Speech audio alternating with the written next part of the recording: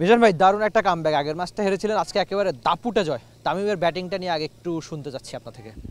ধন্যবাদ T S sports এবং T S স্পোর্টসের সকল দর্শকদেরকে। অত্যন্ত সুন্দর একটা বিপিএল হচ্ছে এবং তামিম ইকবাল তার ফ্যান্টাস্টিক নক খেলেছে এবং it's unbelievable from the ball 1 to end of the ball. He's doing fantastic and real comeback.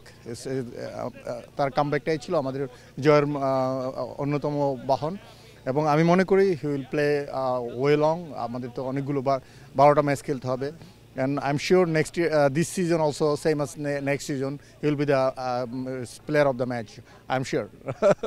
BPL এমন একটা টুর্নামেন্ট, লম্বা টুর্নামেন্ট, আপনি নিজেও মানছেন সেটা, তো প্লেয়াররা আসে যায়। তো আমি আসলে শুনতে যাচ্ছি আপনাদের দল তারকায় ভরা, সামনে আর কত বড় বড় নাম আসবে আর তারা কারা, সেটা যদি একটু টি স্পোর্টসের দর্শকরা খুব জানতে আগ্রহী। দেখেন এখন যদি আমি বলে দেই তাহলে আমার যে অপোনেন্ট রয়েছে তারা কিন্তু এটাকে লুফে নেবে। So better keep calm and quiet and I will give you the surprise very shortly just wait. দুই একটা নাম যদি দর্শকরা খুব করে জানতে চাচ্ছে, বরিশালের এত বেশি ফ্যান এজন্য। No brother, I cannot do now.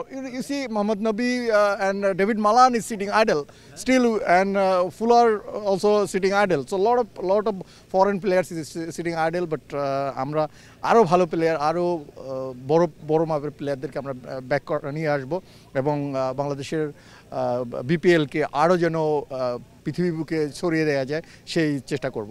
But আমি রিকোয়েস্ট করব, like today Tamim Iqbal say the ground was a little bit too small, so it should be a little bigger because wicket is very fantastic wicket.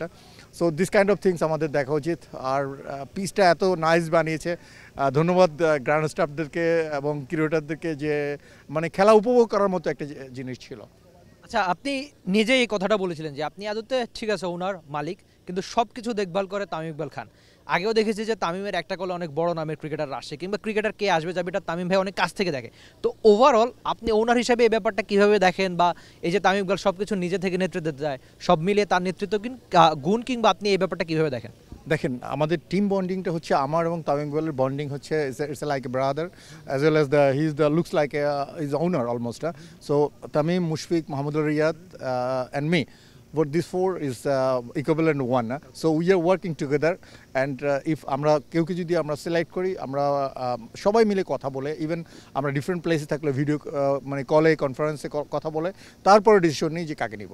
So it's our together we make a call and do it, and Tamim Iqbal play the main role. এবার কি তাহলে বলা যায় যে বরিশালের লঞ্চে ট্রফিটা আবার উঠবে, যেহেতু আগেরবার আপনারা দারুণ দল গড়েছিলেন, ট্রফিটাও জিতেছেন, আমরা দেখেছিলাম যে মিরপুরের হোম ক্রিকেটে রীতিমতো উৎসব করেছে প্লেয়াররা এমন একটা টুর্নামেন্ট জিতে। তো এবারও কি মনে হচ্ছে কিনা, যদিও টুর্নামেন্টটা সবে শুরু, আপনি নিশ্চয়ই আশাবাদী? আমি অবশ্যই আশাবাদী, ইনশাআল্লাহ আমরা ভালো খেলছি। লাস্ট ম্যাচটা ভালো ছিল না, এই ম্যাচটা আমরা কামব্যাক করেছি, অ্যান্ড ক্রিকেট ইজ গৌরবময় ঐতিহ্যের একটা খেলা। So there can be happen a lot of things, but আমরা আশা করি আমরা ইনশাআল্লাহ এবারও ফাইনাল খেলবো এবং আমরা কাপ জিতে বরিশাল যাবো এবং দুটো নিয়ে যাবো ইনশাআল্লাহ। গতবার একটা নিতে পারিনি।